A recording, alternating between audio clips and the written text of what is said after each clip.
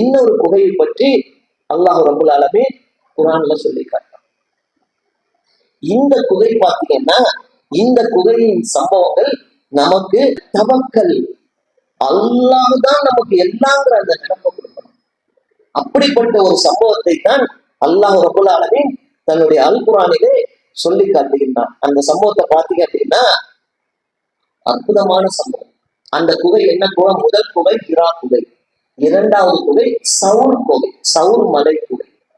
இந்த சவுர் மலை குகையுடைய வரலாறு என்ன, இது கொடுக்கக்கூடிய படிப்பினை என்ன? இந்த குகையில் நபி ஸல்லல்லாஹு அலைஹி வஸல்லம் அவர்கள் 3 நாட்கள் தங்கினார். ஹிரா குகையில 3 வருடங்கள் தங்கினார்கள். ஆனால் இந்த சவுர் மலை குகையில் நபி ஸல்லல்லாஹு அலைஹி வஸல்லம் அவர்கள் 3 நாள் தங்குறாங்க. அந்த 3 நாட்களும் அவர்களுக்கு துணையாக இருந்தவர்கள் அவருடைய உற்ற நண்பர் அபூபக்கர் சித்திக் ரலியல்லாஹு அன்ஹு. ஹிரா குகையில ரசூலுல்லாஹ் தங்கும் போது ஆன்மீக தனிமை தேடி எந்தவித உள்ளத்தில் எந்த மன உளைச்சலும் இல்லாம தங்குறாங்க. ஆனா சவுர் மலைக்குகையில் அந்த 3 நாளா இருக்கு பாத்தீங்கன்னா, உயிரை கையில் பிடித்துக் கொண்டு தங்கினார்கள். அந்த 3 நாட்களும் அவங்களுடைய உயிருக்கு உத்தரவாதம் கிடையாது. அந்த சவுர் மலைக்குகையில் நபி ஸல்லல்லாஹு அலைஹி வஸல்லம் அபூபக்கர் சித்திக் ரலியல்லாஹு அன்ஹு தங்கின அந்த 3 நாட்கள் அவங்க உயிருக்கு உத்தரவாதம் கிடையாது. ஏனென்றால் அல்லாஹ் ரப்பல் ஆலமீன் ஹிஜ்ரத் செய்ய சொல்கிறான். மக்காவை விட்டு வெளியேறுங்க, அவங்களை கொலை செய்ய திட்டமிட்டு விட்டார்கள். நபி ஸல்லல்லாஹு அலைஹி வஸல்லம் அவங்களை கொலை செய்யறதுக்கு எதிரிகள் நாள் குடிச்சிட்டாங்க. அன்னைக்கு இரவு திட்டங்கள் மிக தெளிவாக போடப்பட்டு விட்டது. திட்டங்கள் மிக தெளிவாக போடப்பட்டு விட்டது. ஜிப்ரீல் வந்து அறிவிக்கிறார், நபியே நீங்க புறப்படுங்க, இன்னைக்கு இரவு அல்லாஹ் அவங்களை புறப்பட சொல்லிட்டான். ஹிஜ்ரத், நாட்டை விட்டு வெளியேறுங்க, மக்காவை விட்டு வெளியேறுங்க. ஹிஜ்ரத் சாதாரண விஷயம் கிடையாது. ஹிஜ்ரத் என்பது ஒரு பிரயாணம். அந்த பிரயாணம் ஒரு சுற்றுலா கிடையாது. அல்லாஹ் கட்டளை இடுகிறான். ஜிப்ரீல் வந்து சொல்றாரு, நபியே கிளம்புங்க, ஹிஜ்ரத் இன்னைக்கு இரவு உங்களை கொலை செய்ய திட்டம் போட்டாங்க. அன்று அதிகாலையில் நபி ஸல்லல்லாஹு அலைஹி வஸல்லம் வீட்டை வந்து தப்பிக்கிறாங்க. எதிரிகள் அவங்க வீட்டை சூழ்ந்திருக்கிறாங்க. அவங்களுக்கு கண்ணை மறைத்து விடுகிறாங்க. விடிய காலையில் கிளம்பி அன்று லொஹர் உச்சி வெயில் நேரம் வரையில் ஒரு இடத்துல மறைஞ்சிருக்காங்க. ஏன்னா கண்டுபிடிச்சாங்க. உச்சி வெயில தன்னுடைய தலையில் துண்டை போட்டு தன்னை மறைத்துக் கொண்டு வேக வேகமா அபூபக்கருடைய வீட்டுக்கு ரலியல்லாஹு வீட்டுக்கு போறாங்க. அதை ஆயிஷா ரலியல்லாஹு அறிவிக்கிறாங்க. அந்த ஹதீஸை போயிட்டு சொல்றாங்க, அபூபக்கரை உத்தரவு வந்திருக்கிறது, கிளம்புங்க. அதுக்கு முன்பாக ஏற்பாடு செய்து வச்சிருக்கிறாங்க. அபூபக்கரை அழைத்துக் கொண்டு ரசூலுல்லாஹ் போட்ட முதல் பிளான், உடனே வெளியாகக்கூடாது. வெளியானா எதிரிகள் துரத்துவாங்க. அந்த அவங்களுக்கு தெரியும் எங்க போறாங்கன்னு. மக்காவினுடைய அத்தனை பாதைகளும் கண்காணிக்கப்படும், மாட்டிக்கொள்வார்கள். ரசூலுல்லாஹ் போட்ட மாஸ்டர் பிளான் என்ன தெரியுமா? மக்கா விட்டு உடனே வெளியேறக்கூடாது. மக்காவின் எல்லையில் உள்ள சவுர் மலைக்குகையை 3 நாள் தங்கணும்.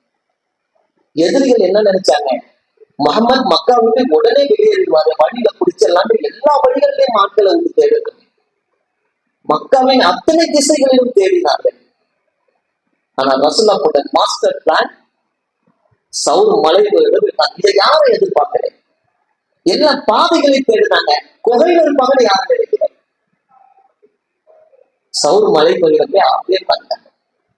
அபூபக்கர் சித்திக் ரலியல்லாஹு அன்ஹு ஒரு கட்டத்தில் தேடி வந்தவர்கள் சவுர் மலை கிட்ட வந்தாங்க. யோசிச்சு பாருங்க, குகை கிட்ட வந்துட்டாங்க. அப்ப பாத்தீங்கன்னா அபூபக்கர் பதறுகிறார். அபூபக்கர் ரலியல்லாஹு அன்ஹு அவர்கள் பதறுகிறார். அந்த ஹதீஸை பாருங்க. அபூபக்கர் ரலியல்லாஹு அன்ஹு அறிவித்தார், நபி ஸல்லல்லாஹு அலைஹி வஸல்லம் அவர்களிடம் நான் சவுர் குகையில் இருந்தபோது எங்களை தேடி வந்தவர்கள் குகைக்கு மேலிருந்து எங்களை தேடிக் கொண்டிருக்கும் நிலையில் அவர்களுடைய நாங்கள் பார்த்தோம். அப்படியே அந்த கால் தெரியுது குகைக்கு, அந்த கேப்ல சின்ன கேப்பு. அவங்க சொல்றாங்க, இவர்களில் எவராவது தங்கள் கால்களுக்கு கீழே குனிந்து பார்த்தால் நாங்கள் மாட்டிக்கொள்வோம். என்ன நிலைமையில அந்த சவுர் கோவில், அப்ப மனநிலை எப்படி இருக்கோ யோசிச்சு பாருங்க.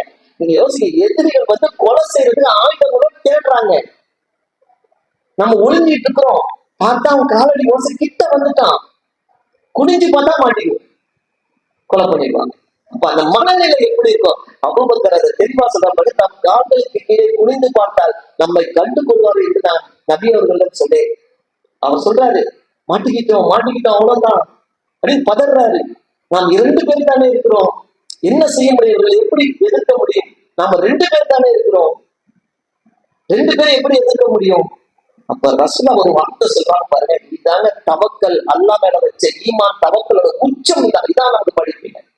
எவ்வளவு கஷ்டம் வந்தாலும், எவ்வளவு உயிருக்கே ஆபத்து வந்தாலும் அல்லாஹ் இருக்கிறான்னு நினைக்கிறோம் பார்த்தீங்களா, இதாங்க முதல் வழி. இதைத்தான் ரசூலா இங்க கத்துக் கொடுத்தாங்க. சொல்றாங்க, அதற்கு நபி ஸல்லல்லாஹு அலைஹி வஸல்லம் சொல்கிறார்கள், அபூபக்கரே, எந்த 2 நபர்கள் என்று நீங்க சொல்றீங்க, 2 பேர் இருக்கீங்க, மூன்றாவதாக அல்லாஹ் இருப்பது உங்களுக்கு தெரியவில்லையா? ஏன் 2 பேர் இருக்கீங்க, நம்மளோட மூணாவது அல்லாஹ் இருக்கிறான் என்று நீங்கள் கருதவில்லையா? ஏன் பயப்படுங்க? அல்லாஹ் இருக்கிறான். இந்த மனநிலை எவ்வளவு பெரிய தவக்கல், எவ்வளவு பெரிய ஈமான், எவ்வளவு பெரிய ஈமான். இப்ப சவுர் மலைக்குள்ள உயிரை கையில பிடிச்சு நிக்கிறாங்க. அப்பவும் ரசூலுல்லாஹி ஸல்லல்லாஹு அலைஹி வஸல்லம் அல்லாஹ் காப்பாற்றுவான்னு நம்பினாங்க பாருங்க. இப்ராஹிம் நபி நெருப்புல தூக்கி போட்டப்ப நம்பின மாதிரி ஹஸ்புனல்லாஹு வ நிஅமல் வக்கீல் சொன்னாங்கல்ல இப்ராஹிம் அலைஹிஸ்ஸலாம். இந்த தவக்கல் இருக்கணுங்க நம்மகிட்ட. எவ்வளவு பெரிய ஆபத்து வந்தாலும், வாழ்க்கை எவ்வளவு பெரிய பிரச்சனை வந்தாலும் என்ன நினைக்கணும்? அல்லாஹ் என்னோட இருக்கான், அல்லாஹ் என்னோட, நான் தனியாதான் இல்ல, என் ரப்புல் ஆலமீன் என்னோட இருக்கான். இதான் இந்த சௌர் மலைக்குரிய சொல்ற நமக்கு என்ன படிப்பீங்க. அது அல்லாஹ் குர்ஆன்ல சொல்லி காட்டுறான் பாருங்க. நபிக்கு நீங்கள் அல்லாஹ் சொல்லி காட்டுறான், நீங்கள் இவருக்கு முகமதுக்கு உதவி செய்யாவிட்டாலும் ஏக இறைவனை மறுப்போர் இவரை இருவரில் ஒருவராக வெளியேற்றிய போதும், அதான் மக்கள் அது வெளியேற்றிய போதும், அந்த இருவரும் அந்த குகையில் இருந்த போதும், அல்லாஹ் இந்த குர்ஆன்ல சொல்லி காட்டுறான். இந்த குகை சம்பவத்தை அல்லாஹ் குர்ஆன்ல சொல்றான். அந்த குகையில் இருந்த போதும் அவர் கூறினார், நீர் கவலைப்படாது, அல்லாஹ் நம்முடன் இருக்கிறான் என்று அவர் தனது தோழரிடம் கூறிய போதும் அல்லாஹ் உதவி இருக்கிறான். அல்லாஹ் டிக்ளேர் பண்றான். அவர் சொன்ன தன் தோழரிடம் அல்லாஹ் நம்மோடு இருக்கிறான் என்று அவர் தோழரிடம் கூறிய போதும் அல்லாஹ் அவருக்கு உதவி இருக்கிறான். தனது அமைதியை அவன் மீது இறக்கினார். இந்த சுகீனத்துங்கிறத அமைதியாக வச்சு எப்பவுமே வைத்துக் கொள்ளுங்க.